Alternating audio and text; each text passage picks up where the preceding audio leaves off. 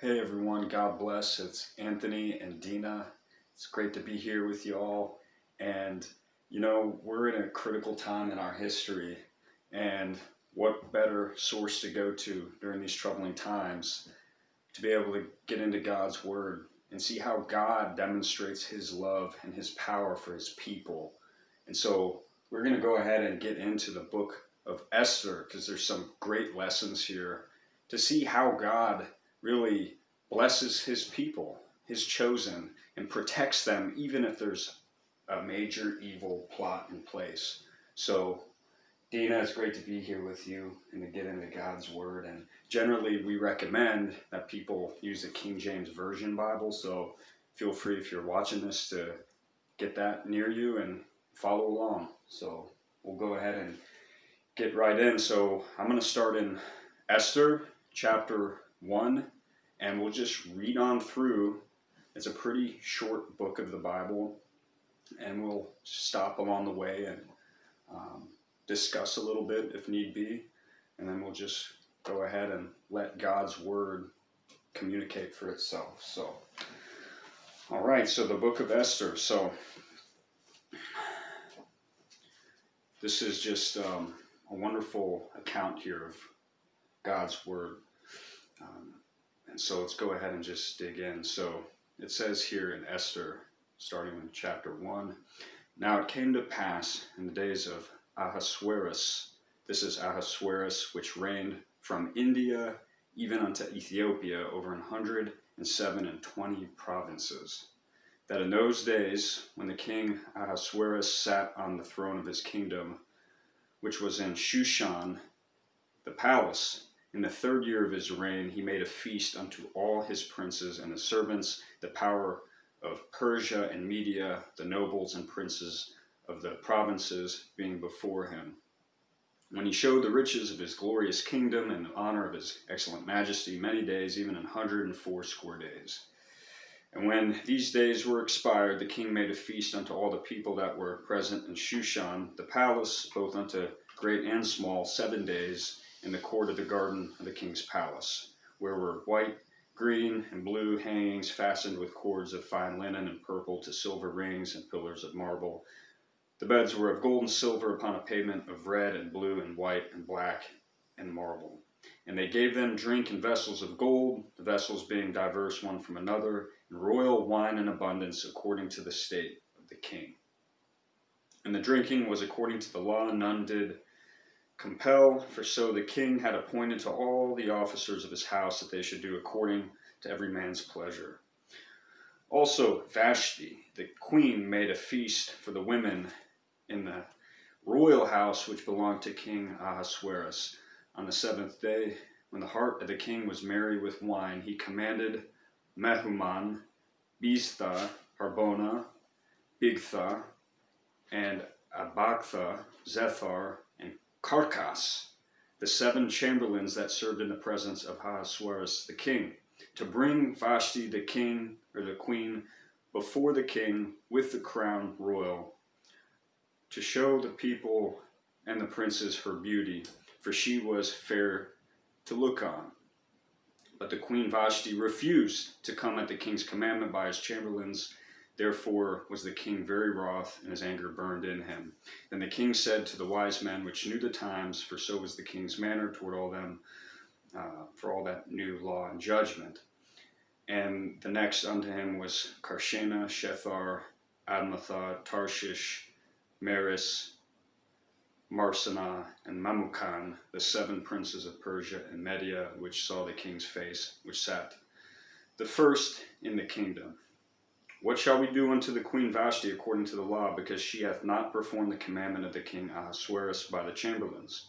And Memucan answered before the king and the princes, Vashti the queen hath not done wrong to the king also, but also to all the princes, and to all the people that are in all the provinces of the king Ahasuerus. For this deed of the queen shall come abroad unto all women, so that they shall despise their husbands in their eyes, when it shall be reported, the king Ahasuerus commanded Vashti the queen to be brought in before him, but she came not. Likewise shall the ladies of Persia and Media say this day unto all the king's princes which have heard of the deed of the queen, thus shall there arise too much contempt and wrath. If it please the king, let there go a royal commandment from him, and let it be written among the laws of the Persians and the Medes, that it be not altered, that Vashti come no more before King Ahasuerus, and let the king give her royal estate unto another that is better than she. And when the king's decree which he shall make shall be published throughout all his empire, for it is great, all the wives shall honor, or shall give to their husbands honor, both to great and small. And the same pleased the king and the princes, and the king did according to the word of Memucan. For he sent letters into all the king's provinces, and to every province according to the writing thereof, and to every people after their language, that every man should bear rule in his own house, and that it should be published according to the language of every people. So we'll just continue on there. So after these things, when the wrath of King Ahasuerus was appeased, he remembered Vashti and what she had done, and what she decreed against her. Then said the king's servants that ministered unto him, Let there be fair young virgins sought for the king, and let the king appoint officers in all the provinces of his kingdom, that they may gather together all the fair young virgins unto Shushan the palace, to the house of the women, unto the custody of Hegai, the king's chamberlain, keeper of the women, and let their things for purification be given them. And let the maiden which pleaseth the king be queen instead of Vashti. And the thing pleased the king, and he did so.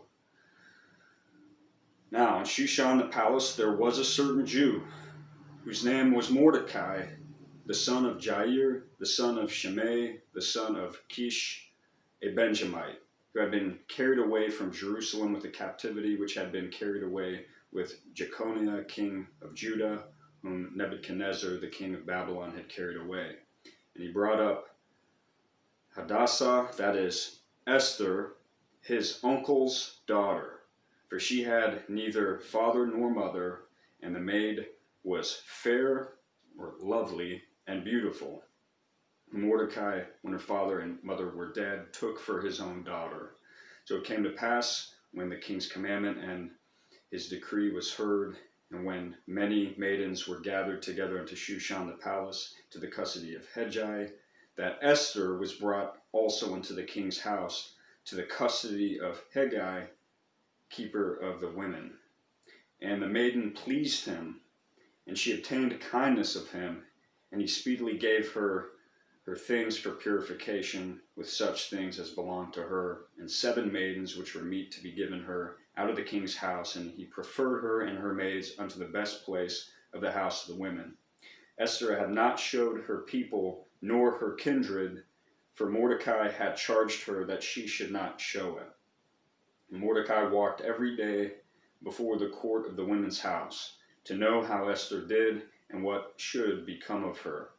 Now when every maid's turn was come to go in to King Ahasuerus, after that she had been 12 months, according to the manner of the women, for so were the days of their purification accomplished, to wit, 6 months with oil of myrrh, and 6 months with sweet odors, and with other things for the purifying of the women. Then thus came every maiden unto the king, whatsoever she desired was given her, to go with her out of the house of the women unto the king's house. In the evening she went, and on the morrow she returned into the second house of the women, to the custody of Shahashgaz, the king's chamberlain, which kept the concubines. She came in unto the king no more, except the king delighted in her, and that she were called by name. So here we go. So now when the turn of Esther, the daughter of Abihail, the uncle of Mordecai, who had taken her for his daughter, was come to go in unto the king, she required nothing but what Hegai, the king's chamberlain, the keeper of the women, appointed, and Esther obtained favor in the sight of all them that looked upon her. So Esther was taken unto King Ahasuerus into his house royal in the 10th month, which is the month Tebeth, in the 7th year of his reign. And the king loved Esther above all the women, and she obtained grace and favor in his sight more than all the virgins, so that he set the royal crown upon her head and made her queen instead of Vashti. Then the king made a great feast unto all his princes and his servants, even Esther's feast, and he made a release to the provinces and gave gifts according to the state of the king. And when the virgins were gathered together the second time, then Mordecai sat in the king's gate. Esther had not yet showed her kindred nor her people, as Mordecai had charged her. For Esther did the commandment of Mordecai, like as when she was brought up with him. In those days, while Mordecai sat in the king's gate, two of the king's chamberlains, Bigthan and Teresh, of those which kept the door, were wroth, and sought to lay hand on the king Ahasuerus. And the thing was known to Mordecai, who told it unto Esther the queen, and Esther certified the king thereof in Mordecai's name. And when inquisition was made of the matter, it was found out. Therefore they were both hanged on a tree, and it was written in the book of the Chronicles before the king. So in this case, Esther really obtained favor, okay? And Mordecai, it's interesting to see how God is working in this situation with Esther and with Mordecai, and how they're able to be a part of this great process. So it's great to see how things unfold and see how things evolve as God is helping his people here in this case, in this situation. So, chapter 3. After these things did King Ahasuerus promote Haman. Keep that name in mind. The son of Hammedatha, the Agagite, and advanced him, and set his seat above all the princes that were with him. And all the king's servants that were in the king's gate bowed and reverenced Haman, for the king had so commanded concerning him. But Mordecai bowed not, nor did him reverence. Then the king's servants which were in the king's gate said unto Mordecai, Why transgressest thou the king's commandment? Now it came to pass, when they spake daily unto him, and he hearkened not unto them, that they told Haman to see whether Mordecai's matters would stand, for he had told them that he was a Jew. So it's coming out. Okay. And when Haman saw that Mordecai bowed not, nor did him reverence, then was Haman full of wrath, and he thought scorn to lay hands on Mordecai alone, for they had showed him the people of Mordecai. Wherefore Haman sought to destroy all the Jews that were throughout the whole kingdom of Ahasuerus, even the people of Mordecai. In the first month, that is, the month of Nisan, in the 12th year of King Ahasuerus, they cast Pur, or Pur, that is, the lot before Haman from day to day and from month to month, to the 12th month, that is, the month Adar. And Haman said unto King Ahasuerus, There is a certain people scattered abroad and dispersed among the people in all the provinces of thy kingdom, and their laws are diverse from all the people. Neither keep they the king's laws, therefore it is not for the king's profit to suffer them. If it please the king, let it be written that they may be destroyed, and I will pay 10,000 talents of silver to the hands of those that have the charge of the business, to bring it into the king's treasuries. And the king took his ring from his hand and gave it unto Haman the son of Hammedatha the Agagite, the Jews' enemy. And the king said unto Haman, The silver is given to thee, the people also, to do with them as it seemeth good to thee. Then were the king's scribes called on the 13th day of the first month, and there was written according to all that Haman had commanded unto the king's lieutenants, and to the governors that were over every province, and to the rulers of every people of every province, according to the writing thereof, and to every people after their language, in the name of King Ahasuerus, was it written and sealed with the king's ring, very official. Okay. And the letters were sent by post into all the king's provinces to destroy, to kill, and to cause to perish all Jews, both young and old, little children and women, in one day, even upon the 13th day of the 12th month, which is the month Adar, and to take the spoil of them for a prey. The copy of the writing for a commandment to be given in every province was published unto all people, that they should be ready against that day. The posts went out, being hastened by the king's commandment, and the decree was given in Shushan the palace, and the king and Haman sat down to drink. But the city Shushan was perplexed. So, big deal here. These people were set to be slaughtered, and this was from the top leadership. The king had approved for this to happen. And so, imagine being in that situation, if you're a Jew in this situation, to know that you have it from the very high echelons, upper echelons of leadership. You now know of the day of your demise. That's what it's recorded to be, and it's been officially spoken. So imagine going through that. And thankfully, there's a bigger power than these worldly leaders. And so we're going to jump in here and see what God's word has to say. So we'll keep reading along here.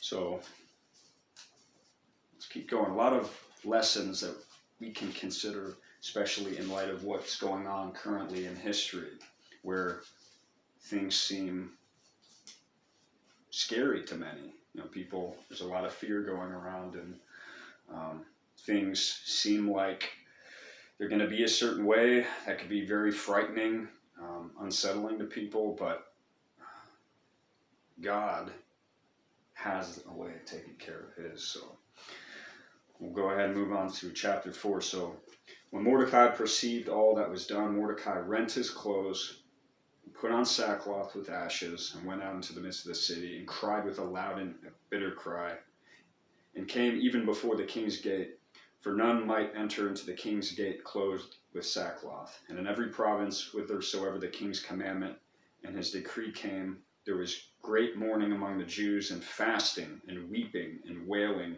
and many lay in sackcloth and ashes.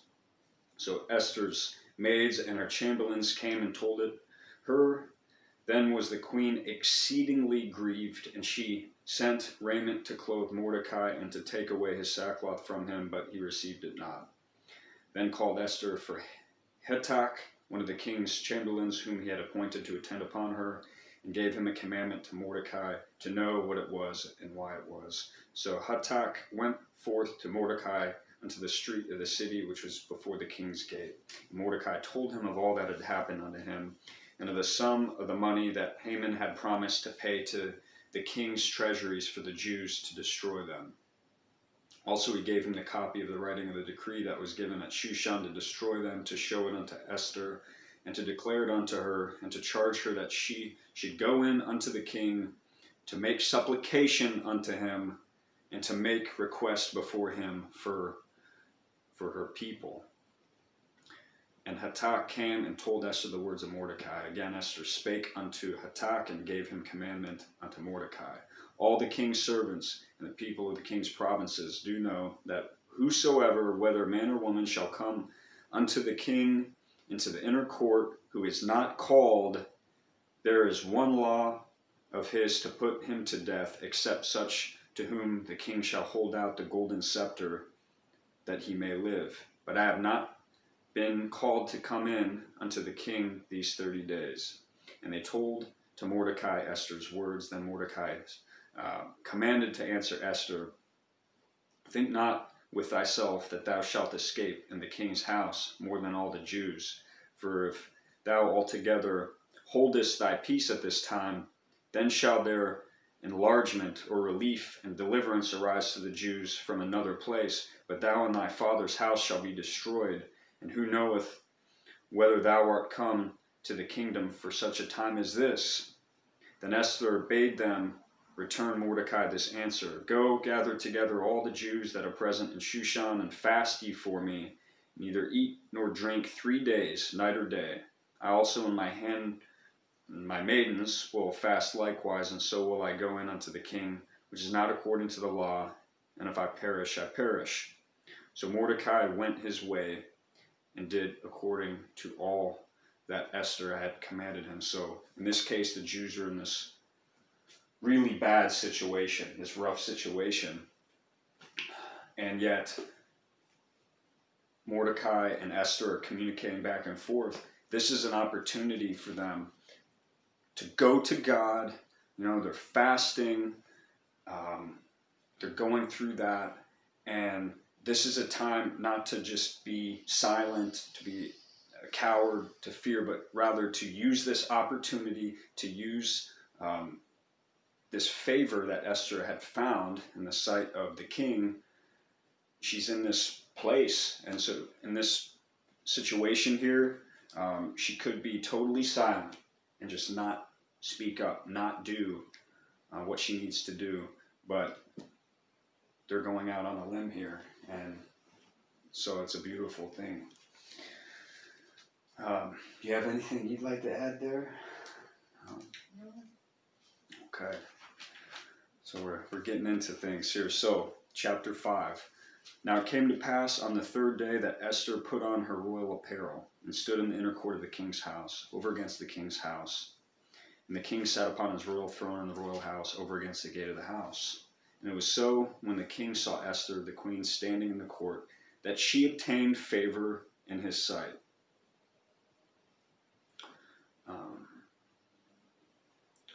So there it is, obtained favor in his sight. And the king held out to Esther the golden scepter that was in his hand. So Esther drew near and touched the top of the scepter. Then said the king unto her, What wilt thou, Queen Esther, and what is thy request? It shall be given, shall be even given thee to the half of the kingdom. And Esther answered, If it seem good unto the king, let the king and Haman come this day unto the banquet that I have prepared for him. Then the king said, Cause Haman to make haste, that he may do as Esther hath said. So the king and Haman came to the banquet that Esther had prepared. And the king said unto Esther at the banquet of wine, What is thy petition, and it shall be granted thee? And what is thy request? Even to the half of the kingdom it shall be performed. Then answered Esther and said, My petition and my request is, if I have found favor in the sight of the king, and if it please the king to grant my petition, and to perform my request, let the king and Haman come to the banquet that I shall prepare for them, and I will do tomorrow as the king hath said. Then went Haman forth that day joyful and with a glad heart. But when Haman saw Mordecai in the king's gate, that he stood not up, nor moved for him, he was full of indignation against Mordecai. Nevertheless, Haman refrained himself, and when he came home, he sent and called for his friends, Zeresh, his wife. And Haman told them of the glory of his riches, and the multitude of his children, and all the things wherein the king had promoted him, and how he had advanced him above the princes and servants of the king. Haman said, moreover, Yea, Esther the queen did let no man come in with the king unto the banquet that she had prepared but myself, and tomorrow am I invited unto her also with the king. Yet all this availeth me nothing, so long as I see Mordecai the Jew sitting at the king's gate. Then said Zeresh his wife and all his friends unto him, Let a gallows be made of 50 cubits high, and tomorrow speak thou unto the king, that Mordecai may be hanged thereon. Then go thou in merrily with the king unto the banquet. And the thing pleased Haman, and he caused the gallows to be made. So, very concrete plans there made for the demise of Mordecai in this situation here. So, a lot of lessons there, so we'll go ahead and just continue reading here. So chapter 6. On that night could not the king sleep, and he commanded to bring the book of records of the chronicles, and they were read before the king. And it was found written that Mordecai had told of Bigthana and Teresh, two of the king's chamberlains, the keepers of the door, who sought to lay hand on the king Ahasuerus. And the king said, What honor and dignity hath been done to Mordecai for this? Then said the king's servants that ministered unto him, there is nothing done for him. And the king said, who is in the court? Now Haman was come into the outward court of the king's house to speak unto the king to hang Mordecai on the gallows that he had prepared for him. And the king's servant said unto him, behold, Haman standeth in the court. And the king said, let him come in. And Haman came in. So here it is. So Haman came in, and the king said unto him, what shall be done unto the man whom the king delighteth to honor? Now Haman thought in his heart, to whom would the king delight to do honor more than to myself? And Haman answered the king, for the man whom the king delighteth to honor, let the royal apparel be brought which the king useth to wear, and the horse that the king rideth upon, and the crown royal which is set upon his head. And let this apparel and horse be delivered to the hand of one of the king's most noble princes, that they may array the man withal, whom the king delighteth to honor, and bring him on horseback through the street of the city, and proclaim before him, thus shall it be done to the man whom the king delighteth to honor. Then the king said to Haman, make haste and take the apparel and the horse, as thou hast said, and do even so to Mordecai, the Jew, that sitteth at the king's gate. Let nothing fail of all that thou hast spoken. Then took Haman the apparel and the horse, and arrayed Mordecai, and brought him on horseback through the street of the city, and proclaimed before him, thus shall it be done unto the man whom the king delighteth to honor. And Mordecai came again to the king's gate, but Haman hasted to his house, mourning and having his head covered. And Haman told Zeresh, his wife, and all his friends everything that had befallen him.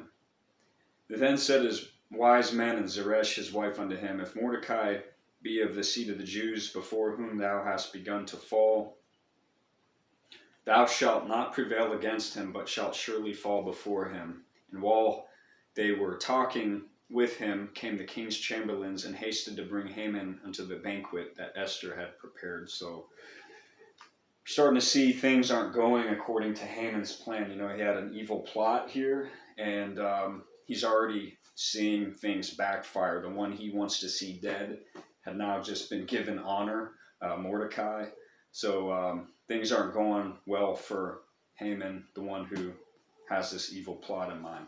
So moving on to chapter 7. So the king and Haman came to banquet with Esther the queen. And the king said again unto Esther on the second day at the banquet of wine, what is thy petition, Queen Esther? And it shall be granted thee. And what is thy request? And it shall be performed, even to the half of the kingdom.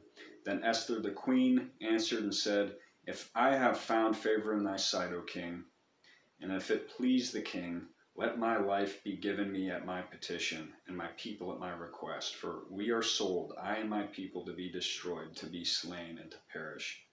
But if we had been sold for bondmen and bondwomen, I had held my tongue, although the enemy could not countervail the king's damage. Then the king Ahasuerus answered and said unto Esther the queen, who is he, and where is he, that durst presume in his heart to do so? And Esther said, the adversary and enemy is this wicked Haman. She just called it out right there. Then Haman was afraid or terrified before the king and the queen. And the king, arising from the banquet of wine in his wrath, went into the palace garden, and Haman stood up to make request for his life to Esther the queen, for he saw that there was evil determined against him by the king. Then the king returned out of the palace garden into the place of the banquet of wine, and Haman was fallen upon the bed whereon Esther was.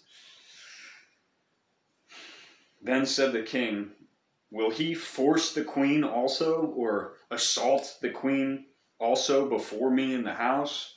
As the word went out of the king's mouth, they covered Haman's face. And Harbonah, one of the chamberlains, said before the king, behold also the gallows 50 cubits high, which Haman had made for Mordecai, who had spoken good for the king, standeth in the house of Haman. Then the king said, hang him thereon. So they hanged Haman on the gallows that he had prepared for Mordecai. Then was the king's wrath pacified. Yikes. Yeah. It's important. We can learn from all these lessons in God's word. And in this case, God has his chosen people, and there's an evil plot. And in this case, Haman had this evil plot. He was wanting to kill Mordecai, wanted to kill the Jews. He had the gallows set. I'm sure it looked really official, very official, preparation. Hey, that was the expectation, but it backfired. God was able to turn things around for his people here. So we'll move along to chapter 8. On that day did the king Ahasuerus give the house of Haman, the Jews' enemy, unto Esther the queen. And Mordecai came before the king, for Esther had told what he was unto her. And the king took off his ring which he had taken from Haman, and gave it unto Mordecai. And Esther set Mordecai over the house of Haman. Wow. And Esther spake yet again before the king, and fell down at his feet, and besought him with tears to put away the mischief of Haman the Agagite, and his device that he had devised against the Jews. Then the king held out the golden scepter toward Esther. So Esther arose, and stood before the king, and said, If it please the king, and if I have found favor in his sight, and the thing seem right before the king, and if I be pleasing in his eyes, let it be written to reverse the letters devised by Haman the son of Hammedatha the Agagite, which he wrote to destroy the Jews which are in all the king's provinces. For how can I endure to see the evil that shall come unto my people? Or how can I endure to see the destruction of my kindred? Then the king Ahasuerus said unto Esther the queen, and to Mordecai the Jew, Behold, I have given Esther the house of Haman, and him they have hanged upon the gallows, because he laid his hand upon the Jews. Write ye also for the Jews, as it liketh you, in the king's name, and seal it with the king's ring. The writing which is written in the king's name, and sealed with the king's ring, may no man reverse. Then were the king's scribes called at that time, in the 3rd month, that is the month Sivan, on the 23rd day thereof. And it was written according to all that Mordecai commanded unto the Jews, and to the lieutenants, and the deputies, and rulers of the provinces which are from India unto Ethiopia, and 127 provinces, unto every province according to the writing thereof, and unto every people after their language, and to the Jews according to their writing and according to their language. And he wrote in the king Ahasuerus' name, and sealed it with the king's ring, and sent letters by post on horseback, and riders on mules, camels, and young dromedaries, wherein the king granted the Jews which were in every city to gather themselves together, and to stand for the life, to destroy, to slay, and to cause to perish all the power of the people and province that would assault them, both little ones and women, and to take the spoil of them for a prey. Upon one day in all the provinces of King Ahasuerus, namely upon the 13th day of the 12th month, which is the month Adar, the copy of the writing for a commandment to be given in every province was published unto all people, and that the Jews should be ready against that day to avenge themselves on their enemies. So the posts that rode upon mules and camels went out, being hastened and pressed on by the king's commandment, and the decree was given at Shushan the palace.